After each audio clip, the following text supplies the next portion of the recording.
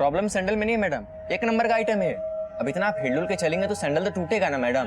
What do you mean by हिलडुल के चलना? मतलब what do you mean to say मुझे चलना नहीं आता है? एक तो रद्दी माल बेच रहे हो, ऊपर से मुझे अकड़ दिखा रहे हो। हाँ? Is he mad? मैडम इसका तरफ से हम सॉरी बोलते हैं। पर पापा पर बात कैसे कर रही है, आप देख रहे हैं ना। तुम चुप रहो एकदम। मैडम 2 दिन में आपका सैंडल बनवा के देंगे। 2 दिन के अंदर मुझे अपना सैंडल वापस चाहिए, नहीं तो पैसा वापस लेके जाऊंगी मैं। Stupid idiot fools।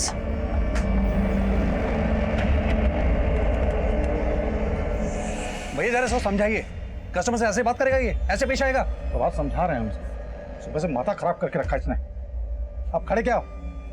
चाय बोलो चाचा के लिए। ए घनश्याम जी भैया, जाओ जाके चाचा के चाय लेकर आओ। तुमको बोला ना, तुम लेके आओ। हाँ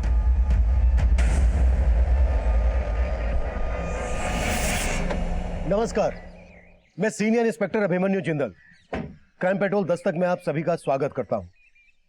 आज जो केस मैं आप लोगों के सामने रखने जा रहा हूं वो कहीं ना कहीं हर आम आदमी से जुड़ा है, जिसकी जिंदगी में अपराध कोसों दूर होता है, लेकिन एक भूल जिंदगी भर का पछतावा बन जाती है। जब कोई सही इंसान गलत राह पर होता है तो उसे समझने की एक दस्तक जरूर मिलती है, लेकिन जब कोई गलत को सही ठहराने की साजिश करता है तो उसके द्वारा उठाया गया हर कदम एक भयानक अंत की दस्तक दे रहा होता है।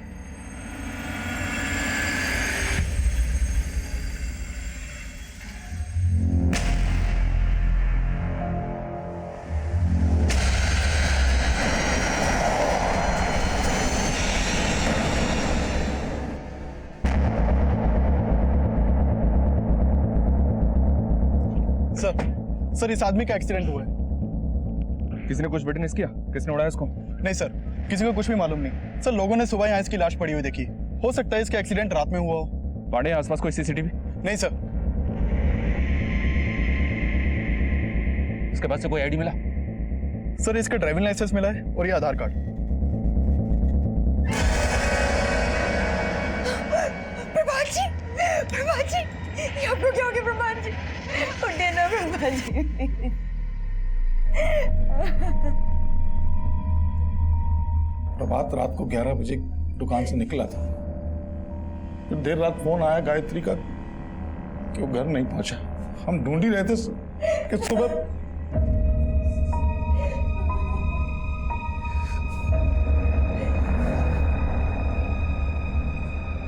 देखिए, लग तो ऐसा रहा है कि ये हिट एंड रन का केस है। पोस्टमार्टम के बाद बॉडी आपको सौंप दी जाएगी।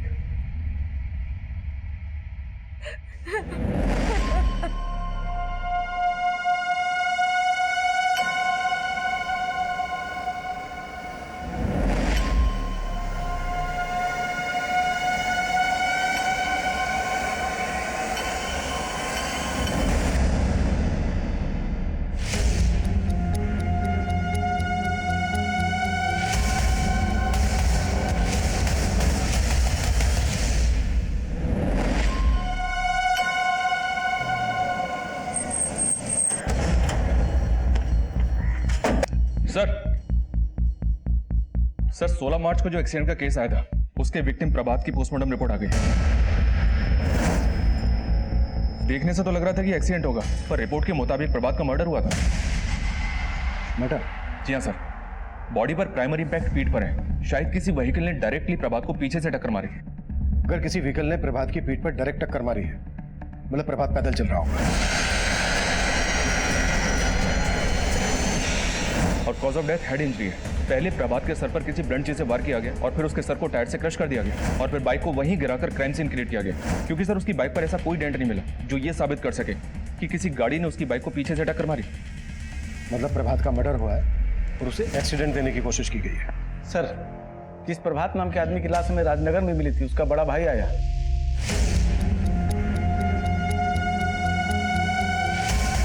शास्त्री जी। अरे गायत्री जी, आप यहाँ? शास्त्री जी, हम आपसे मिलने आ रहे थे। वो कहा है ना, ऑफिस में तो आप मिलते नहीं है। अच्छा, बस हमको ये जानना था कि प्रभात जी के बीमा का पैसा कब तक मिलेगा? देखिए गायत्री जी, जब तक पुलिस से हमें ये सर्टिफिकेट नहीं मिल जाता कि प्रभात की मौत एक्सीडेंट की वजह से ही हुई थी, तब तक आपको वेट करना होगा। सर हमको समझ नहीं आ रहा है कि कैसे कहें, हमको बहुत अजीब सा लग रहा है सर। देखिए, आपको जो भी कहना है आप बेझिझक होकर कहिए। सर हमको लगता है कि वो लाश प्रभात का था ही नहीं सर। लेकिन सौरभ जी, बॉडी की शिनाख्त खुद आपने और प्रभात की बीवी ने की थी। सर हमने नहीं की थी सर, गायत्री ने की थी सर। अगर आपको डाउट था तो ये बात आपने हमसे पहले क्यों नहीं कही? सर गायत्री ने अचानक से इतना कुछ कह दिया सर, वहां कुछ कह नहीं पाए, और बाद में हमने बात करने की कोशिश किया तो अजीब सा रवैया था सर उसका। जी भैया, आप प्रभात जी की आत्मा शांति की प्रार्थना की जगह कुछ भी बोले जा रहे हैं। लाश का चेहरा इतना बिगड़ा हुआ था और एकदम से मान लिया तुमने कि वो प्रभात है। कहना क्या चाहते हैं? हाँ, हम अपने पति को नहीं पहचानेंगे? सर गायत्री उल्टा हमें सुनाने लगी सर, तो हमको लगा कि आप लोगों से ये बात छुपाना नहीं चाहिए सर। मर्डर? प्रभात जी का मर्डर हुआ है? मर्डर हुआ है, लेकिन आपके जेठ सौरभ का कहना है कि जिस लाश की आपने शिनाख्त की थी वो आपके पति प्रभात की नहीं थी। वो तो हमको भी पहले यही बोल रहे थे, लेकिन साहब ये मर्डर का सुन के ना हमको हमारे जेठ जी पे शक हो रहा है। एक मिनट, आप कहना क्या चाह रहे हैं? साफ साफ बताएंगे। प्रभात जी को जरूर हमारे जेठ और उनके बेटे जितेंद्र ने मारा है। ये सब बोल के कि वो लाश हमारे पति की नहीं है, वो आपको भटका रहे हैं, कहानियां बना रहे हैं ताकि आप उन पे शक ना करें। वजह? मेरा मतलब किस मकसद के लिए वो आपके पति प्रभात को मारेंगे? साहब बाप बेटे दोनों की नजर थी प्रभात जी की दुकान पे। साहब हम आपको बता रहे हैं कि उन दोनों की नीयत बिल्कुल अच्छी नहीं है। सर ये नीयत में खोट निकाल के ये गायत्री कोई गेम कर रही है सर। हाँ साहब, हमें तो ये नहीं समझ में आ रहा कि चाची अचानक से हम पे ऐसा आरोप क्यों लगा रही हैं। हम बता रहे हैं सर, गायत्री कोई गेम कर रही है। सर डेड बॉडी से जो कपड़े मिले थे वो प्रभात के ही थे, और क्राइम सीन से जो बाइक मिली थी वो भी प्रभात की थी। चक्कर को समझ में नहीं आ रहा है, सौरभ की बात सही है या गायत्री का आरोप? सिंह, सबसे पहले लाश का डीएनए मैच करवाओ प्रभात के बेटे कमल के साथ। प्रभात की फैमिली और बिजनेस दोनों से जुड़ी हर बात पता करो। हमें दोनों पॉसिबिलिटीज पर काम करना है। क्या प्रभात का वाकई में मर्डर हुआ है? और अगर प्रभात का वाकई में मर्डर हुआ है तो ये एक साजिश है, तो इस साजिश का मकसद क्या हो सकता है?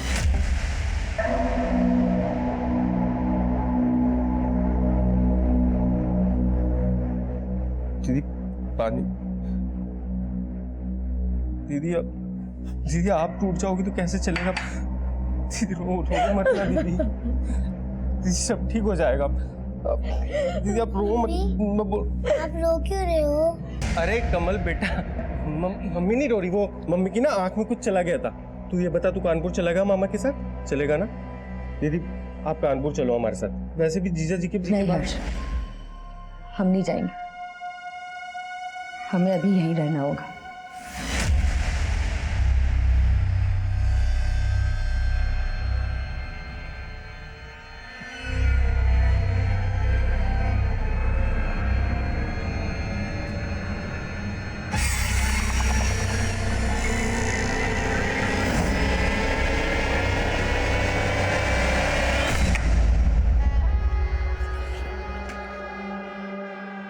गायत्री, मुझे लगता है सौरभ भैया को प्रभात की प्लानिंग की भनक लग गई है, इसलिए उन्होंने पुलिस को भड़काया। हम भी बाप बेटे की सारी पुलपट्टी खोल दी है पुलिस के सामने। हाँ, पर मामला और बिगड़ जाए। तुम इससे पहले इंश्योरेंस के 35 लाख निकाल लो। कैसे निकालें? वो लोग तो वो पुलिस से सर्टिफिकेट? हाँ, सर्टिफिकेट का इंतजार कर रहे हैं, और इधर जेठ जी ने पुलिस को भड़का दिया है। इंश्योरेंस कंपनी में एक आदमी है हमारी पहचान का, कुछ ले दे के काम हो सकता है। अरे किसका फोन आ रहा है बार बार? अरे वो हमारे ऑफिस से है फोन। इस विनायक ने भी ना लटका रखा है, क्या कर रहा है कुछ समझ नहीं आ रहा। ए, अरे काय बच्चों का जूता लगा रखे हुए यहाँ पे, निकालो ये सब। यहाँ पे सिर्फ आज के बाद फॉर्मल सूझ रहेगा, बता दे रहे हैं। लेकिन प्रभात साहब तो बोले थे कि नहीं। अरे प्रभात सर बस करो प्रभात सर। चच्चा को धंधा करने नहीं आता था, अब धंधा कैसे होता है पापा बताएंगे तुमको। ए, अपने बाप का माल समझे हो क्या? चल क्या रहा है यहाँ पे? नहीं हमें और आप यहाँ कैसे बैठे हुए हैं? क्यों? अब तुम बैठोगी गल्ले पे क्या? नहीं, हम नहीं बैठेंगे। घनश्याम, तुम बैठोगे। इधर आओ घनश्याम, आज से तुम गल्ले पे बैठोगे और रोज हमें हिसाब दोगे, समझे तुम? जी जी मैम।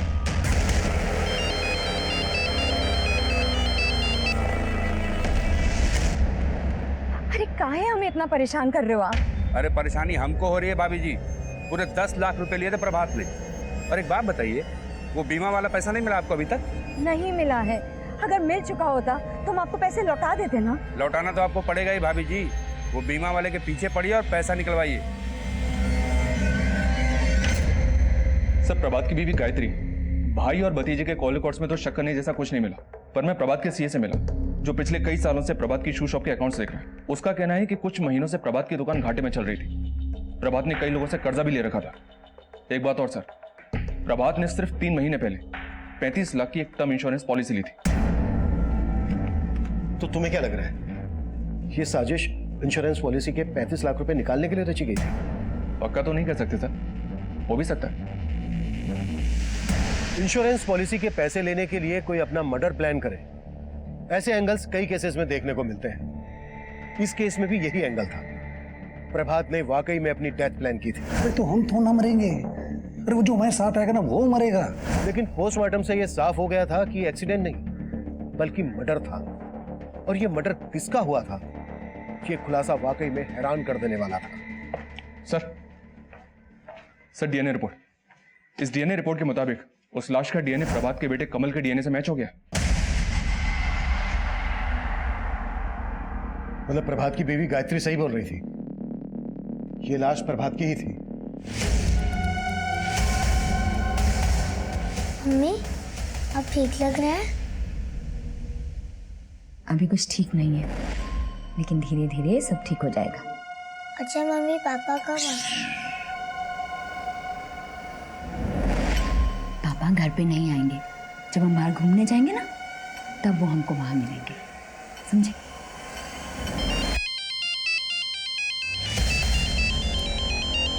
प्रेम,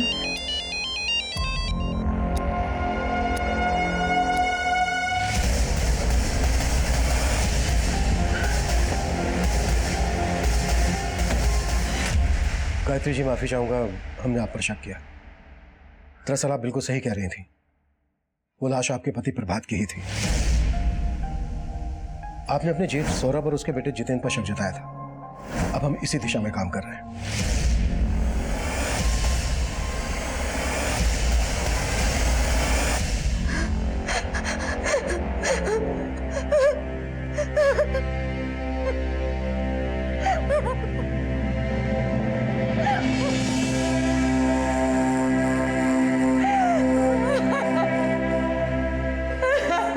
क्या हुआ मम्मी, आप रो क्यों रही हैं? अब कोई भी नहीं है यहाँ।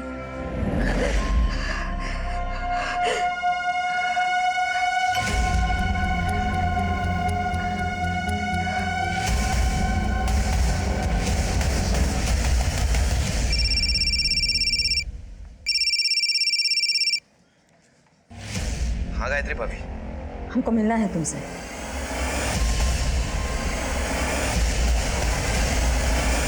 सिंह, अब हमारा फोकस क्लियर है। यह केस प्रभात की हत्या का ही है। अब हमें यह पता लगाना है कि प्रभात की हत्या के पीछे किसका और क्या मोटिव हो सकता है। फिलहाल सबसे बड़ा मोटिव तो सौरभ का ही दिख रहा है सर। इसके बेटे जितेंद्र के बारे में पता किया मैंने, एक नंबर का चर्सी। 6 महीने पहले प्रभात ने सौरभ और जितेंद्र को नौकरी दी, तभी से प्रभात की दुकान घाटे में जा रही थी, पता किया मैंने। हो सकता है सर दोनों बाप बेटे मिलकर दुकान में घपला कर रहे हो। इस बात का पता प्रभात को चल गया और दोनों ने मिलकर प्रभात का गेम बजा दिया।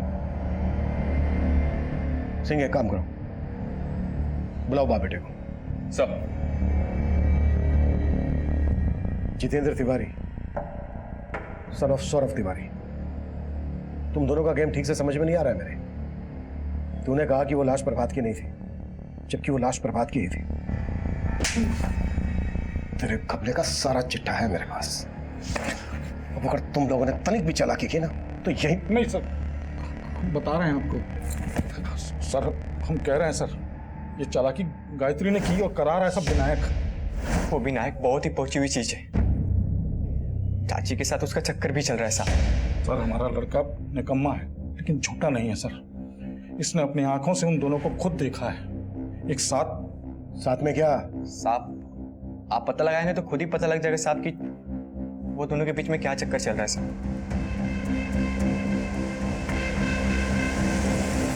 विनायक, अब सर से पानी ऊपर जा चुका है। अगर मुझे पता चला ना कि तुम मेरे साथ कोई गेम कर रहे हो तो तुम्हारे लिए बिल्कुल अच्छा नहीं होगा। क्या अच्छा नहीं होगा? उससे ऐसे दोबारा बात की ना तो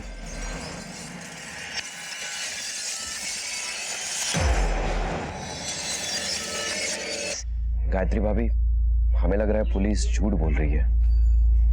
भगवान करे यही सच हो। पर प्रभात जी हमसे बात क्यों नहीं कर रहे हैं? भाभी, उसने कहा था ना कि वो कुछ दिन गायब रहेगा, इसीलिए शायद। प्रभात और गायत्री से जुड़ी कुछ बातें पता चली हैं सर। प्रभात की मौत के बाद से ही ये गायत्री इंश्योरेंस कंपनी के लगातार चक्कर लगा रही थी, लेकिन जैसे इंश्योरेंस कंपनी को पता चला कि प्रभात का एक्सीडेंट नहीं उसका मर्डर हुआ था, इंश्योरेंस कंपनी ने गायत्री के क्लेम को होल्ड पर रख दिया। एक और बात पता चले सर, ये विनायक इंश्योरेंस कंपनी के किसी अंदर के आदमी को जानता है, जिसको इसने शायद रिश्वत भी ऑफर की थी। इंश्योरेंस कंपनी में एक आदमी है हमारी पहचान का, कुछ ले दे के काम हो सकता है। साले गल्ले पे बैठा है साला वो। चाची चाहे जो बोले, पर ये दुकान ना मेरा हमारा पप्पा का है। पगला गए हो क्या तुम? पगला गए हो? क्या पकड़ रहे हो? बकवास कर रहा है। तुम लोग उसका बात को दिल पे मत लेना, फालतू का बकता ही। आप लोग बैठे हो, दिखाओ सामान। चल चल दिखाओ वहां पे।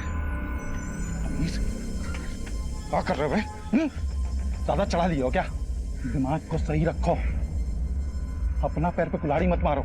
तो जानते नहीं पुलिस हमारा पीछा। कुछ दिन पहले केस आया था मेरे पास, जिसमें एक पत्नी ने अपने प्रेमी के साथ मिलकर अपने पति को ऊपर पहुंचा दिया।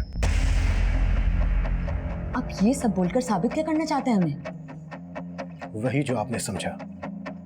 आपके और विनायक के बीच। देखिए, आप एक पतिव्रता पे शक करके ठीक नहीं कर रहे हैं। सर, प्रभात मेरा बहुत अच्छा दोस्त था, इसीलिए मैं गायत्री भाभी को मिलता रहता हूँ, और उनको यहाँ संभालने वाला भी कोई नहीं है। और गायत्री को संभालते संभालते ही तूने प्रभात का मजाक बना के रख दिया आपने प्रभात जी की मौत का। पहले बोले कि बॉडी उनकी नहीं है, फिर आके बोले कि बॉडी उन्हीं की है, और अब आप सोच रहे हैं कि हम खुद ही मार दिए अपने पति को। अगर नहीं तो प्रभात की मौत के तुरंत बाद इंश्योरेंस पॉलिसी के पैसे लेने की इतनी जल्दी क्या थी आपको? अगर पॉलिसी के पैसे जल्दी मिल गए होते ना, तो आप और विनायक कभी के रफू चक्कर हो गए होते। आप कुछ भी सोच रहे हैं सर। ए विनायक, चुप बिल्कुल। इंश्योरेंस का पैसा लेने के लिए जो हथकंडे तू अपना रहा है ना, वो सब पता है मैं। कैसे हथकंडे सर? मैं तो बस चाहता था कि गायत्री भाभी को इंश्योरेंस के पैसे जल्द से जल्द मिल जाए। आपको उसकी फाइनेंशियल हालत का अंदाजा भी है? अंदाजा है हमें, और सब समझ भी रहे हैं। सब गलत समझ रहे हैं साहब, आप सब गलत समझ रहे हैं। एक तरफ आप पीछे पड़े और दूसरी तरफ वो प्रेम हमारे पीछे पड़ा रहता है। प्रेम? ये प्रेम कौन है? जी वो प्रभात जी ने 10 लाख रुपए ब्याज पर लिए थे प्रेम से।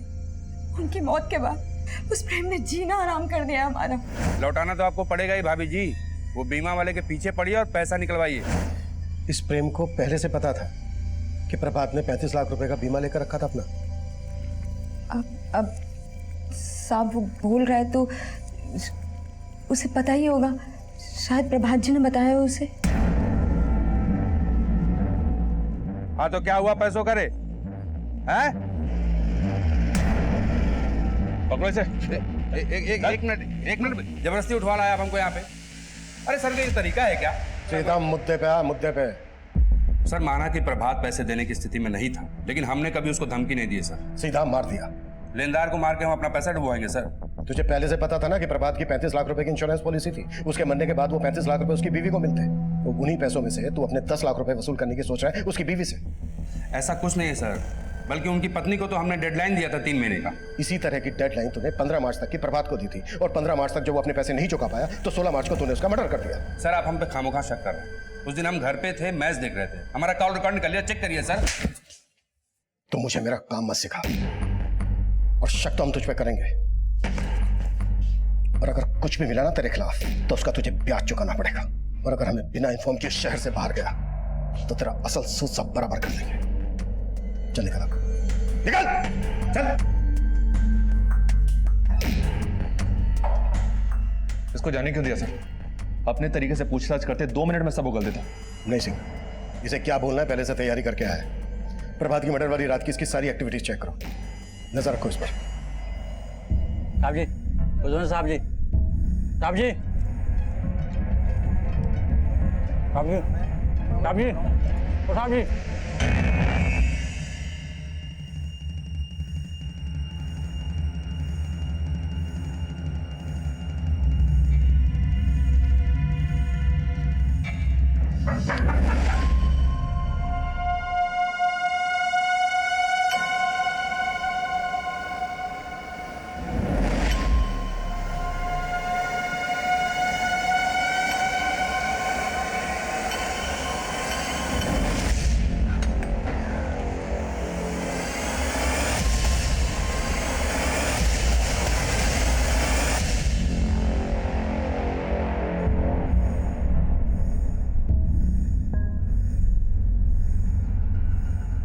सर दुकान के एक सप्लायर का पेमेंट करना था, तो सुबह दुकान जाने से पहले हम गायत्री के पास पेमेंट का बात करने गए सर। वहां पहुंचे तो देखे ताला लगा हुआ है सर। हम गायत्री को फोन किए, उससे चौप हो रहा था। उसके बाद हम वहां से निकल ही रहे थे कि भीतर से कमल का रोने का आवाज आया सर। हम पड़ोसी को सबको इकट्ठा किए और ताला तोड़ दिए सर। बहुत जगह ढूंढे, बहुत जगह बात किए, गायत्री का कुछ पता नहीं चल रहा है सर।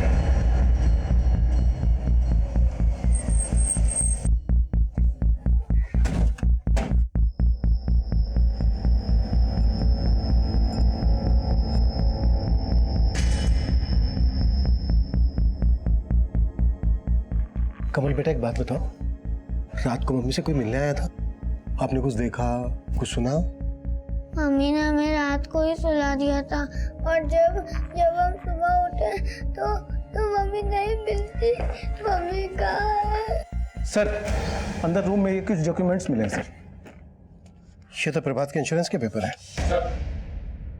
सर घर में कुछ भी सस्पिशियस नहीं मिला है, लेकिन सर गायत्री इस तरह से अपने बेटे को घर में बंद करके कहीं गायब हो जाएगी, चक्कर समझ में नहीं आ रहा है।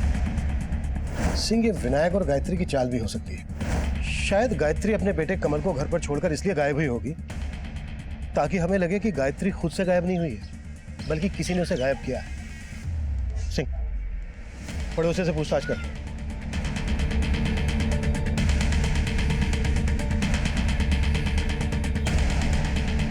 सर हमने रात को तो यहाँ से किसी को आते जाते नहीं देखा, लेकिन आज सुबह जब हम बाजार से घर जा रहे थे तो देखा कि गायत्री के जेठ यहाँ घर के बाहर सबको इकट्ठा कर रहे थे। हम वहाँ पहुँचे तो पता चला कि कमल अंदर बंद है और बाहर से ताला लगा है, मगर फिर गायत्री के जेठ ने पत्थर मार के ताला तोड़ दिया। Thank you sir. पांडे ने गायत्री के कॉल रिकॉर्ड चेक किए। गायत्री को लास्ट कॉल रात को 10 बजे उसके भाई हर्ष ने किया था। फिर गायत्री का फोन ट्रैवल हुआ प्रभात की दुकान वाली एरिया की तरफ। फिर उसी एरिया में तकरीबन रात को 1 बजे गायत्री का फोन स्विच ऑफ हो गया। रात के 1 बजे गायत्री अपनी मर्जी से तो उस एरिया में जाएगी नहीं। सिंह, उस एरिया का डंप डेटा स्टडी करो, देखो उसमें कोई सस्पिशियस नंबर मिलता है क्या। और कल रात गायत्री के भाई हर्ष ने गायत्री को फोन किया था, बुलाओ उसको। तब तक सौरभ से बात करते हैं। सर आप हम पे शक कर रहे हैं, हम आपकी मदद कर रहे हैं सर। हम बच्चे को लेके आपके पास आए, और आप बताइए सर, रात को 1 बजे हम दुकान पे क्या करेंगे? हम टाइम से सो जाते हैं, चाहे तो पता कर लीजिए आप। हमें क्या क्या पता करना है और क्या क्या नहीं करना है वो हम पता कर लेंगे। फिलहाल हमें ये पता है कि गायत्री का फोन दुकान वाले एरिया में रात के 1 बजे तक एक्टिव था। तुम उसी दुकान पे काम करते हो ना? हाँ सर काम करते हैं, लेकिन 24 घंटे वहां थोड़ी रहते हैं सर। वो जीवन और घनश्याम रात को वहीं सोते हैं सर। अगर गायत्री रात को 1 बजे गई होगी तो उनसे जरूर मिली होगी सर। पता करिए सर आप। सर ये सौरभ अपना बैकअप प्लान तैयार रखता है, लेकिन ये भी तो हो सकता है कि इस बार ये सच बोल रहा हो। इन जीवन और घनश्याम को उठा लाओ। सर गायत्री का भाई हर्ष आ गया है। सर हमारी दीदी कमल को रात को अकेला छोड़ के कहीं जा ही नहीं सकती सर। आप पता तो कीजिए, जरूर कोई गेम कर रहा है। तुम्हारी दीदी को कल रात 10:15 बजे तुमने फोन किया था, तब कहाँ थे तुम? कानपुर में सर। जीजा जी के मर्डर के बाद से हम रोजाना दीदी को फोन करते हैं। कल रात को बात क्या हुई थी तुम्हारी गायत्री से? हाँ हर्ष बोलो। दीदी अपना अकाउंट नंबर SMS कर दीजिए। क्यों? वो कुछ पैसे ट्रांसफर करने हैं आपको। नहीं हर्ष, तुम चिंता मत करो, हम संभाल लेंगे। सर हमारी दीदी बहुत स्वाभिमानी है, हमारी तो कभी मदद ही नहीं लेती। अच्छा, जब तुम्हारी कल रात बात हुई तुम्हारी दीदी से तो तुम्हें कुछ खटका, तुमने कुछ नोटिस किया, कुछ अजीब लगा तुम्हें? सर उनकी आवाज से ऐसे ही लग रहा था कि वो बहुत परेशान थी। कुछ बताया गायत्री ने क्यों परेशान थी वो? सर हमने पूछा उनसे, लेकिन उन्होंने कुछ भी नहीं बताया।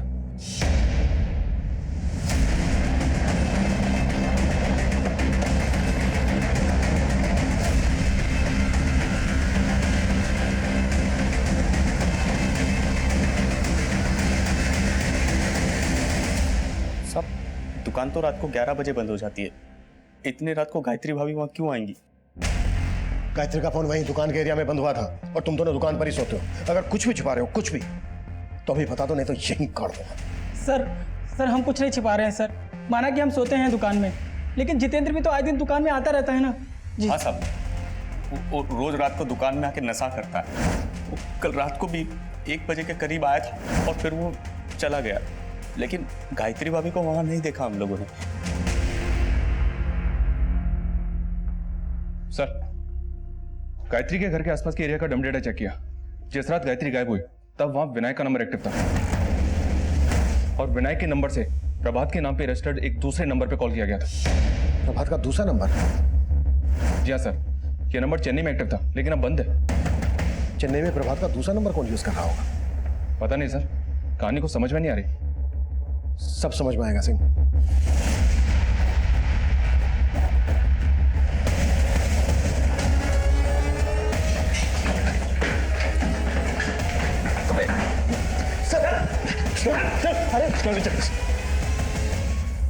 अरे विनायक बाबू, क्या प्लानिंग की है आपने और गायत्री ने? Sir planning?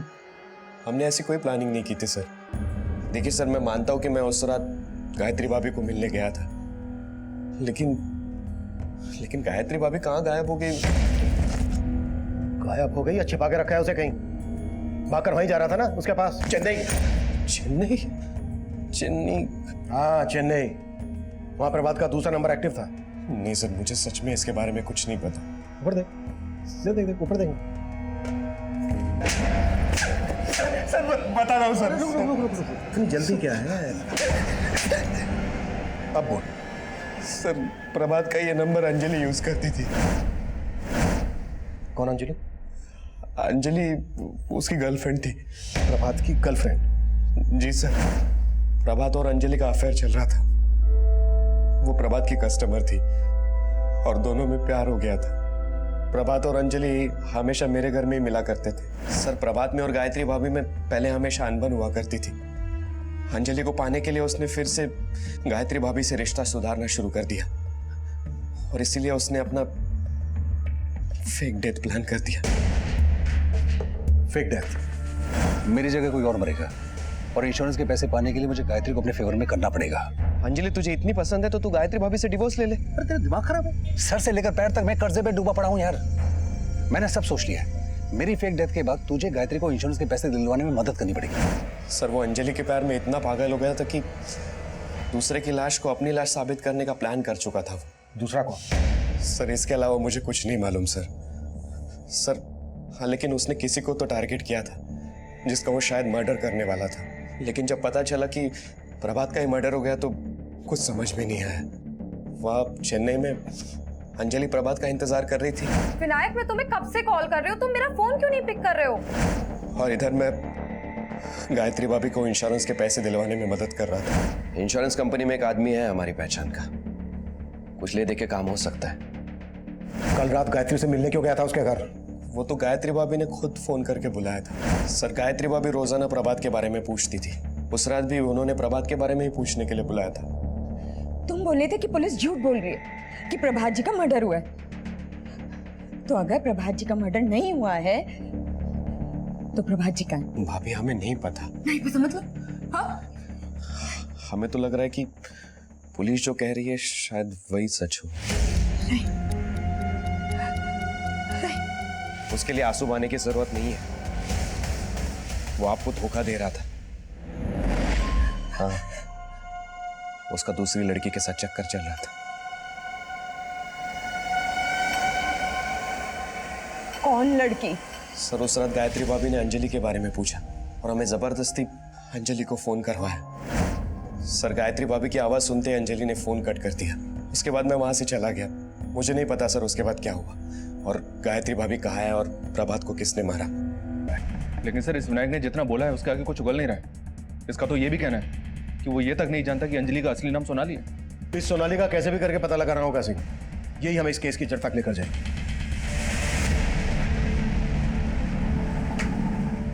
आजा, देखो तुम्हारे लिए क्या लाए हैं। टॉफी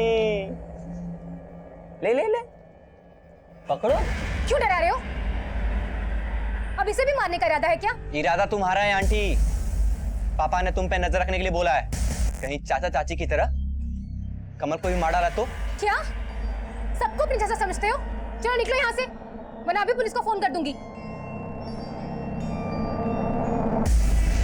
सर, पोस्टमार्टम रिपोर्ट के मुताबिक गायत्री की मौत गला दबा के हुई, उस रात तकरीबन 12 बजे के आसपास। गायत्री का मर्डर होता है रात के 12 बजे और गायत्री का फोन प्रभात की दुकान वाले एरिया में बंद होता है रात के 1 बजे। मतलब साफ है सिंह, गायत्री के मर्डर के बाद उसका फोन पर्पसली उस एरिया में ले जाया गया। सर, चेन्नई पुलिस ने सोनाली का पता लगा लिया है और उसे अरेस्ट भी कर लिया है। कल सुबह तक वो हमारी कस्टडी में होगी। गुड। सर, ना मैंने प्रभात को मारा है और ना ही गायत्री को। सर, मैंने कुछ नहीं किया। कुछ नहीं किया? नाम बदलकर एक शादीशुदा आदमी को अपने प्यार के जाल में फंसाया और उसे इतना बरगलाया कि वो अपनी सीधी सादी बीवी को छोड़कर तुम्हारे साथ भागने के लिए तैयार हो गया। बोलती है कुछ नहीं किया, और क्या क्या किया है? खुद बोलोगी या बुलवाएं तुमसे? मीरा, एक मिनट सर, मैं बताती हूँ। सर, ये सब मैंने अपनी मर्जी से नहीं किया। मुझे हर्ष ने बोला था उसके जीजा जी को फंसाने के लिए।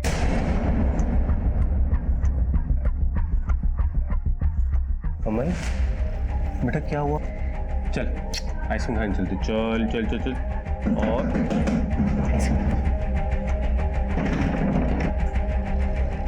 सर, हमारा और सोनाली का अफेयर बहुत पहले से था। हमने ही सोनाली को बताया था कि हमारे जीजा जी गाजियाबाद में रहते हैं। और सर, प्रभात के शॉप में अक्सर जाया करती थी। प्रभात जिस तरह मेरे साथ पेश आता था, मुझे लग रहा था कि वो मेरे साथ फ्लर्ट कर रहा है। और जब मुझे पता चला कि प्रभात हर्ष की जीजा है, तो वो प्लान हर्ष ने ही बनाया था। कैसा प्लान? कैसा प्लान? हमें लगता था कि हमारे जीजा के पास बहुत पैसा है, हमें पैसे की जरूरत थी सर। और सोनाली को भी हमारे कहने पे सोनाली ने हमारे जीजा से अफेयर शुरू कर दिया। वाकई में आपका कलेक्शन बहुत अच्छा है। Thank you very much. You welcome. आते रहिएगा। या श्योर।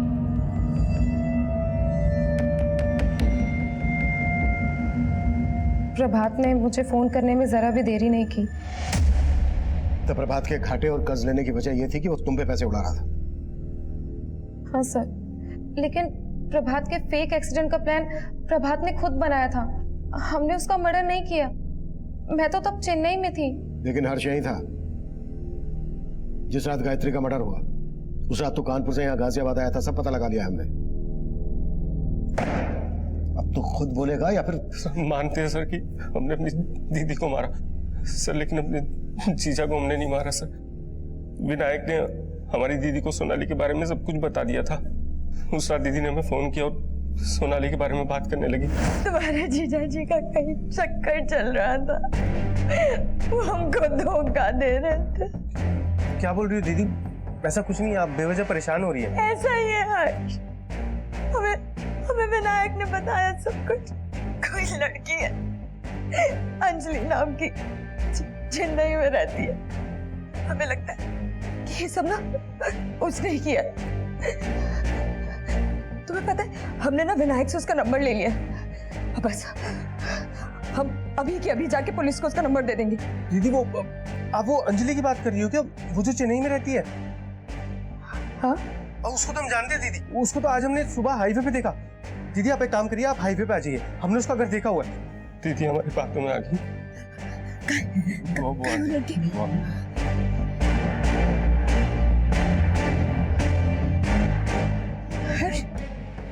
तो एकदम अंधेरा जंगल है, वो लड़की का है हर्ष। सॉरी दीदी। सॉरी क्यों? और गायत्री को मारने के बाद तू गायत्री का फोन लेकर प्रभात की दुकान वाले एरिया में गया। तुझे लगा कि हम सौरभ और उसके बेटे जितेंद्र पर शक करेंगे। हाँ सर, लेकिन हमने अपने जीजा को नहीं मारा सर। सर हमारा प्लान तो ये था कि जब हमारा जीजा हमारी गायत्री दीदी से इंश्योरेंस का पैसा लेकर उनको डिच करेगा तो हम अपने जीजा को डिच करके भाग जाएंगे सर। वो तेरा जीजा प्रभात किसी और को डिच करके उसे मारना चाहता था। कौन था वो आदमी?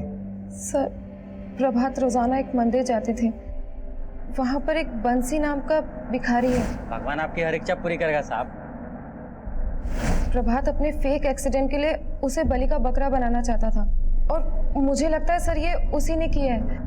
प्लान के मुताबिक जब प्रभात चेन्नई नहीं आया तो मैंने हर्ष को कहा उसका पता करने के लिए। सब पहले तो बंसी गायब था, लेकिन फिर जब हमको मिला तो बिल्कुल नए कपड़े डाला हुआ था सर। सच का पता करने के लिए हमारे से हाथापाई तक हुई, लेकिन वो भाग गया। सर हमें पक्का लगता है कि उस बंसी ने प्रभात को मारा है। जब उसे पता चला होगा कि प्रभात उसे मारना चाहता है तो उसने ही प्रभात को मार दिया होगा। हमने उस भिखारी को ढूंढने की कोशिश की, वो हमें नहीं मिला, गायब था। हमने उसके झोपड़े का पता लगाया तो हमें मालूम हुआ वहां उसने काफी पैसा छुपा कर रखा था। इससे पहले कि हम इन कड़ियों को ठीक से जोड़ पाते, हमें एक और चौंकाने वाली खबर मिली। सर, प्रतापनगर पुलिस को एक लाश मिली। लाश की शिनाख्त तो नहीं हो पाई, पर बंसी के स्केच से बहुत मैच करती है। इसकी बॉडी पर काफी ब्रांडेड कपड़े भी मिले। सिंह, इन कपड़ों पर जो टैग लगाया ना, इस टैग के बारकोड से यह पता लगाओ कि ये कपड़े कहां से बेचे गए और किसने खरीदे। Right sir. ये देखिए नया माल दिखा रहे हैं आपको, फ्रेश एकदम।